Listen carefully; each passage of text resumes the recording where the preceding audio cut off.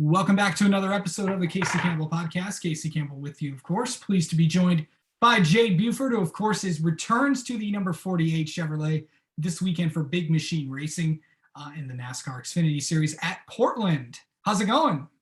Pretty good. I'm getting excited for Portland. Looking forward to being back in the number 48 Big Machine Racing car. Okay, so let's talk about what you've been up to since before all the drivers came in. What have you been? I've been busy. Been running around with our great team owner Scott Borchetta and helping him test his TA2 car for the Trans Am Series.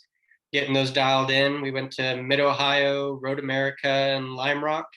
We just returned from Lime Rock, and it's been a lot of fun. It's been busy. So I know you're just racing different things. I know that just to kind of clear the air, when all this happened, I know you have a great relationship with Scott Borchetta, of course, the owner of the Big Machine vodka brand. Talk about that a little bit, and then just kind of clear the air about everything that's been going on. Oh yeah, we've been busy getting everything sorted and just going through and learning what we can. And I'm always there for Scott Borchetta, however he needs me. Like he brought me on as his driving coach, and I told him from day one that I appreciate every opportunity he's ever given me, and he never had to give me any of those, but I will always be there as driving coach as long as he needs me. What's it like to be back in a stock car again? Because it's been a while since you've been back in a car, but at a place where you're pretty familiar with. Yeah, it's great. Every Xfinity race is always a challenge. There's nothing harder to drive, in my opinion, than an Xfinity car. So going back to somewhere that will be new to most of the paddock will be great.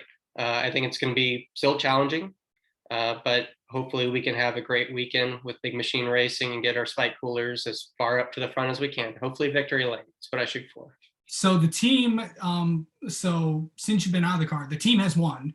Of course, to get that win, of course, you've known Patrick, everybody there. What was that like to see that team win? I know you weren't driving the car, but what was it like to see Scott get his first win?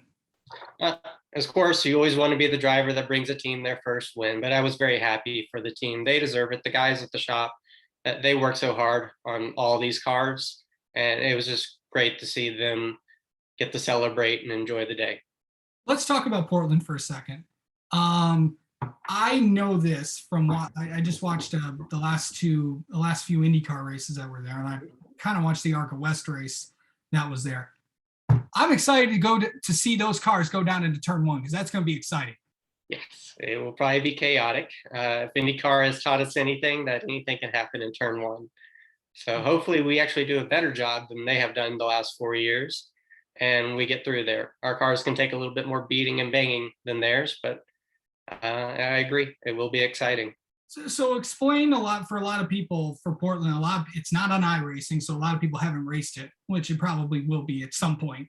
But going to that track, what's the tough? Kind of take me throughout, turn one, getting into the stretch in turn two. Kind of take me through some of the toughest parts about that racetrack for people that might not know. Probably the toughest parts will be the beginning and the end of the lap. Turn one braking is going to be extremely tricky. Hopefully we have it all dialed in. We can get in there, get the car turned off turn two, and put good power down going into turns 3 and 4, 5, 6. Turns 4, 5, 6 is a lot like the carousel at, say, Coda, where it's one big continuous corner that slowly tightens. So that will be tricky as well.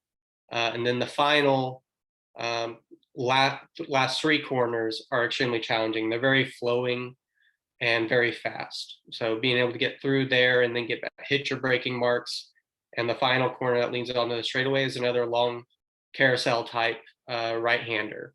So getting the car rotated and having good power down will be also extremely important.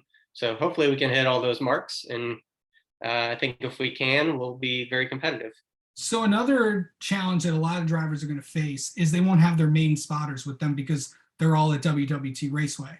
That does not apply to you, though, because of course the great Keith Barnwell will be on there. Of course, you'll have another spotter as well. But to have a familiar voice like Keith, who who does work for Big Machine Racing. Mhm.